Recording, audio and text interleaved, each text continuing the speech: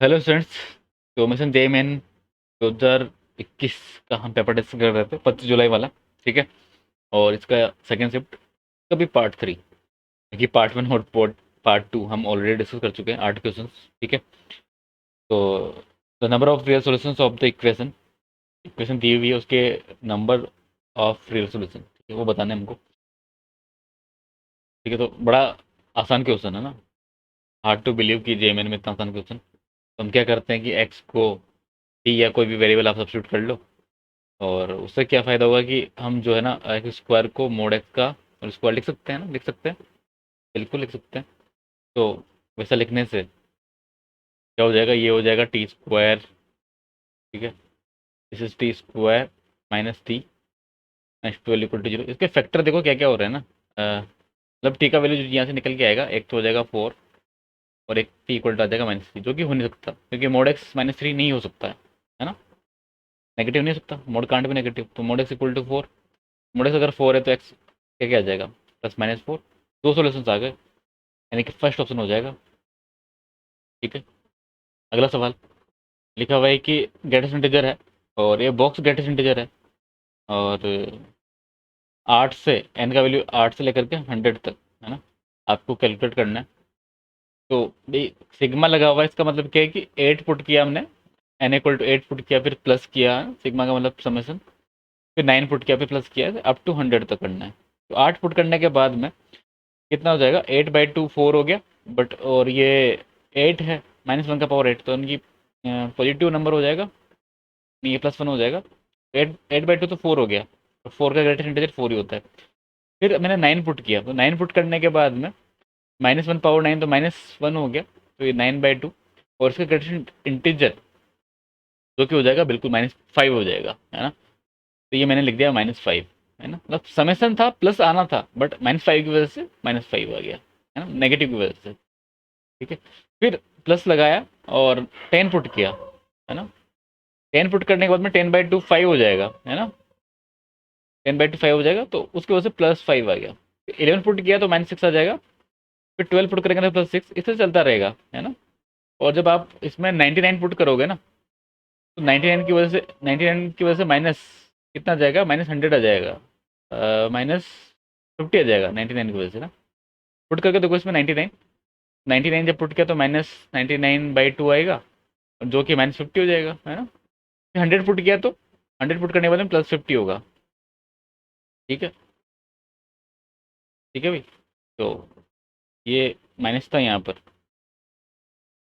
Confuse मत होना। तो अब देखो, आप देख ही रहे हो कि -5 से +5 गया, -6 से +6 गया, फिर -7 से +7 जाएगा, and so on up to -50 से +50 चला गया। तो बच कौन गया, बच गया 4, बच गया त्रिवेदी। ठीक है। तो ऑप्शन 2 इज करेक्ट। ठीक है, इसका सम हमने निकाले, समय से निकाल लिया, 4 आ गया। ठीक है। ये भी बड़ा आसान क्वेश्चन। नंबर 11 देखते हैं। ठीक है, इसमें क्या लिखा हुआ है कि number of distinct real roots, तो सॉल्यूशन बताने मतलब एक्स की वैल्यूज बतानी है, और इंटरवल भी आपको दिया हुआ है, -π/4 से π/4 में ही बताना है। ठीक है। तो इसको देखो पहले ध्यान से, डिटरमिनेंट को। तो देखने पे लग रहा है कि जो ऑल कॉलम, तीनों कॉलम है, उनमें से देखो, इसमें भी साइन कोस कोस है, इसमें भी कोस साइन साइन है, कोस कोस साइन है, या फिर तीनों रो में देख लो तो दो कोस दो और एक साइन है। तो ऑब्वियसली अगर इनको ऐड कर दे, ठीक है ना, तो काम बन जाएगा, यानी column 1 plus column 2 plus column 3 कर दिया। या फिर आप रो 1 में भी ऑपरेशन लगा सकते हो, ऐसा कोई जरूरी नहीं कॉलम में लगाओ, क्योंकि यहाँ सिमेट्रिक है, मतलब कॉलम या रो में से कोई फर्क नहीं पड़ेगा। ठीक है। तो इस ऑप्शन को लगाने के बाद में यहाँ पे जो कॉमन लिख लेगा ना, एक तो sine x plus 2 cos x बन जाएगा, जो कि कॉमन आ जाएगा। ठीक है, कॉलम 1 में से। अब कॉलम 1 में से ये कॉमन आ गया, तो यानी कॉलम 1 में हर जगह बच गया इतना, है ना।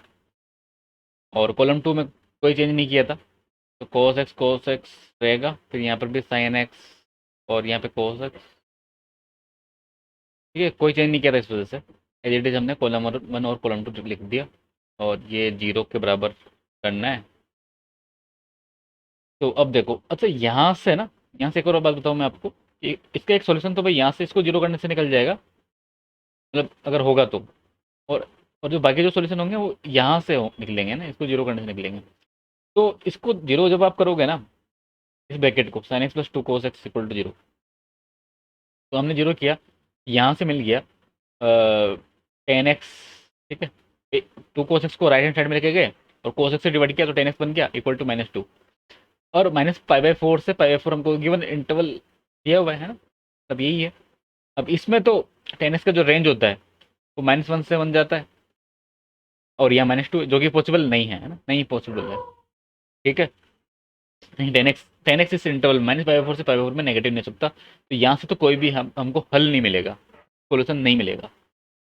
तो फिर जो भी मिलेगा डिटरमिनेंट से मिलेगा, तो डिटरमिनेंट में इसको सोल्व करने के लिए मैंने एक ऑप्शन लगा दिया, और ऑपरेशन एक या दो लगा दूँ, एक ऑपरेशन लगा सकते हैं कि आर मतलब जीरो बना लिया, कुल मिला करके जीरो बनाना है, तो R2 में लगा दिया, एक तो R2 माइनस R1, और R3 में लगा दिया R3 माइनस R2, ठीक है। थोड़ा सिंप्लीफाई कर लें, तो ऐसा लगाने के लिए फिर क्या हो जाएगा, यहाँ पर देखो, लगाने के बाद में ये हो जाएगा कि R1 में से तो हमने कोई चेंज नहीं किया, तो 1 प्लस cos x R2 में यहाँ हो गया 0, यहाँ हो गया sin x minus cos x, यहाँ पे cos x minus cos x 0 हो गया, यहाँ पे फिर R3 में से R2 को माइनस कर रहे हैं, है ना, तो ये आ गया cos x minus sin x, और ये दिस इज sin x